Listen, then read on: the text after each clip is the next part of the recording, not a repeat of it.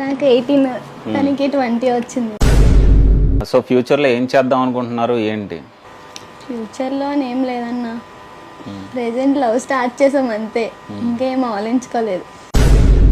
ఇప్పుడు అర్థమవుతుంది అసలు. ఫస్ట్ నువ్వు నాకు వద్దు, నేను వదిలేసాను కూడా నిన్ను ఆల్రెడీ. పరిచయం 2 years నుంచి అక్క, కానీ రిలేషన్ లో లేము.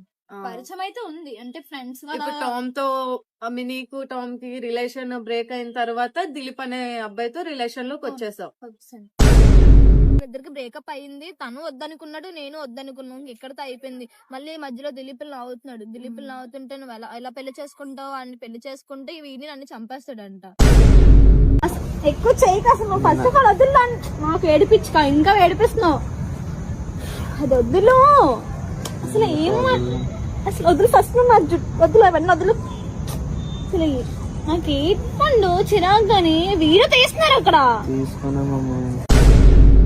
నేను తాను ఒకటే ఎక్కట్లేదురా.